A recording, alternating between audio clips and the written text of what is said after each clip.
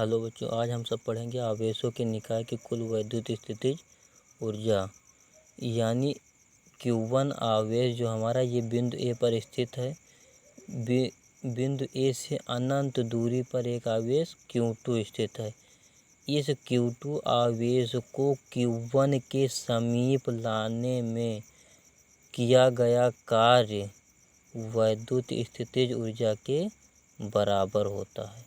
यही हमें सिद्ध करना है। तो इस Q2 आवेश को जब Q1 के समीप लाएंगे तो देखिए, जब इसको अनंत से, ये हमारी दूरी क्या है, अनंत है, इस अनंत से इसके Q1 के समीप लाते हैं तो मान लेते हैं यहाँ तक हम ला पाते हैं बिंदु। जब यहाँ तक ला पाते हैं तो इसको हम बिंदु B नेम दे देते हैं। और जब ये बिंदु B हो गया तो यहाँ पर ये Q2 आवेश जो यहाँ से यहाँ पर आया तो यहाँ पर हो गया। अब यहाँ पर इसका क्या हुआ, काम ख़त्म हो गया। तो Q2 जो आवेश है वो बिंदु B पर आ जाता है। तो मान लेते हैं बिंदु A और बिंदु B के बीच की दूरी कितनी है, R है। तो कह रहा है आवेशों की किसी निकाय की वैद्युत स्थितिज ऊर्जा उस कार्य के बराबर होती है जो अनंत से परस्पर समीप लाकर निकाय की रचना करने में किया जाता है। अर्थात Q2 आवेश को जब हम Q1 के समीप लाते हैं तो लाने में जो किया गया कार्य होगा वो वैद्युत स्थितिज ऊर्जा के बराबर होगा। अब देखिए, माना किसी निकाय के दो आवेश Q1 व Q2, यानी किसी निकाय के दो आवेश Q1 व Q2 परस्पर R दूरी पर, यानी इन दोनों के बिंदुओं के बीच की दूरी कितनी है, R है। तो R दूरी पर बिंदु A और बिंदु B पर रखे हैं। आवेश Q1 के कारण R दूरी पर उत्पन्न विभव, उत्पन्न जो यानी Q1 आवेश के कारण R दूरी पर अर्थात बिंदु P पर उत्पन्न विभव क्या होगा, V = 1/4 pi epsilon not Q1 upon R। इसको हम समीकरण 1 मान लेंगे।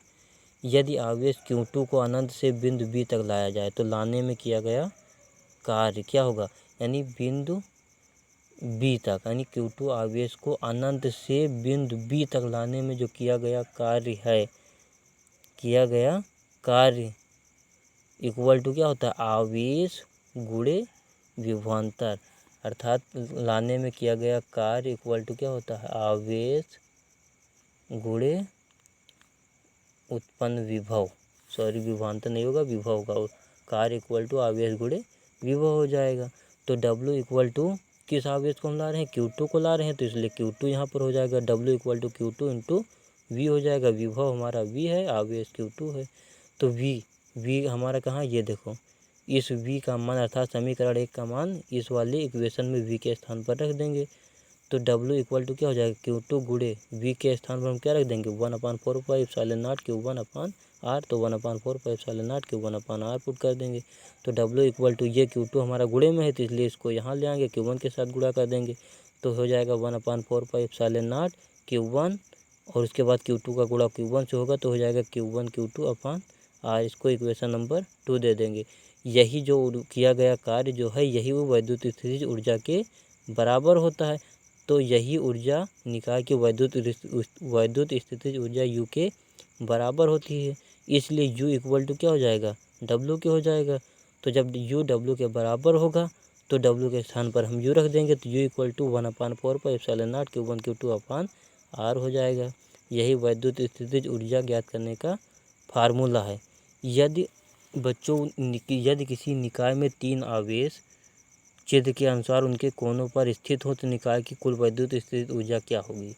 यदि निकाय में 3 आवेश हों और तीनों एक दूसरे के कोने पर स्थित हैं, जैसे चित्र में कोने पर एक दूसरे के स्थित हैं, ठीक, तो इस निकाय की कुल वैद्युत स्थितिज ऊर्जा क्या होगी। तो देखिए, पहले को कोने को हमने Q1 मान लिया, दूसरे को Q2, तीसरे को Q3।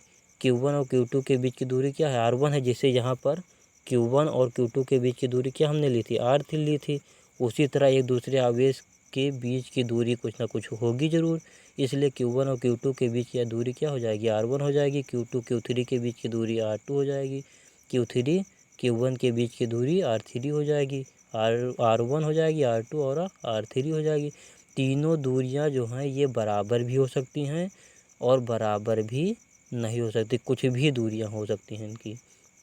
इसलिए इस निकाय की कुल वैद्युत स्थितिज ऊर्जा क्या हो जाएगी, देखिए इन दोनों बिंदुओं के बीच उत्पन्न ऊर्जा फिर इन दोनों बिंदुओं के बीच उत्पन्न ऊर्जा, फिर इन दोनों बिंदुओं के बीच उत्पन्न ऊर्जा।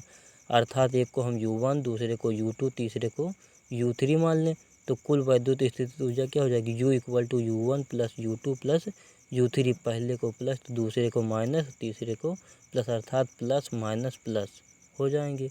तो इसलिए U1 = क्या हो जाएगा, 1/4 पाई। जैसे Q1 और Q2 के बीच उत्पन्न विभव क्या था, 1/4 पाई एप्सिलॉन नॉट Q1/R था। उसी तरह यहाँ पर भी हो जाएगा, U1 = क्या हो जाएगा, 1/4 पाई एप्सिलॉन नॉट Q1 और Q2 हमारा माइनस का है, Q1 प्लस का है, Q2 माइनस का है, इसलिए Q1 - Q2 दूरी कितनी है, R1 है, R1 हो जाएगी। फिर इसी तरह U2 Q2 और Q3 के बीच की ऊर्जा निकाल लेंगे, तो 1/4 पाई एप्सिलॉन नॉट हो जाएगा। Q2 हमारी माइनस में है, इसलिए माइनस Q2 और Q3 प्लस का है, इसलिए हम इसको प्लस कर देंगे। U2 = क्या हो जाएगा, 1/4 pi epsilon not Q2 minus का, इसलिए माइनस का Q2 और Q3 हमारा प्लस का है, तो प्लस का Q3/R2 हो जाएगा। इसी तरह Q3 और Q1 के बीच निकाल लेंगे, तो 1/4 pi epsilon not Q3 Q1/R3 हो जाएगा। ये दोनों प्लस के हैं, इसलिए यहाँ पर प्लस रहेगा। U1, U2 और U3 के मान समीकरण 3 में रख देंगे, तो U = क्या हो जाएगा, U1 का मान U1 के स्थान पर, U2 का मान U2 के स्थान पर और U3 का मान U3 के स्थान पर पुट कर देंगे। तीनों के मान, U1 का ये मान हो गया, U2 का और ये U3 का हो गया। फिर देखिए यहाँ पर 1/4 पाई एप्सिलॉन नॉट कॉमन है, यहाँ पर भी और यहाँ पर भी तीनों हैं, इसलिए तीनों में कॉमन है, इसलिए इसको कॉमन कर लेंगे।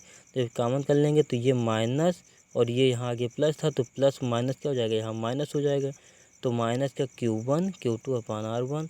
यहाँ पर भी देखिए ये माइनस है, ये प्लस है, तो प्लस माइनस हो जाएगा माइनस Q3 यानी Q2 Q3/R2 हो जाएगा। फिर यहाँ पर दोनों प्लस के हैं, इसलिए ये भी प्लस का है, इसलिए यहाँ पर प्लस हो जाएगा, तो Q1 Q3/R3 हो जाएगा। यही तीनों आवेशों के कोनों पर स्थित, यानी 3 आवेश यदि दिए गए हों तो उस निकाय की कुल वैद्युत स्थितिज ऊर्जा का फार्मूला है। U = 1/4 pi epsilon not -Q1 Q2/R1 -Q2 Q3/R2 + Q1 Q3/R3। और ऊर्जा का मात्रक क्या होता है, जूल होता है, इसलिए इसका मात्रक क्या हो जाएगा, जूल हो जाएगा।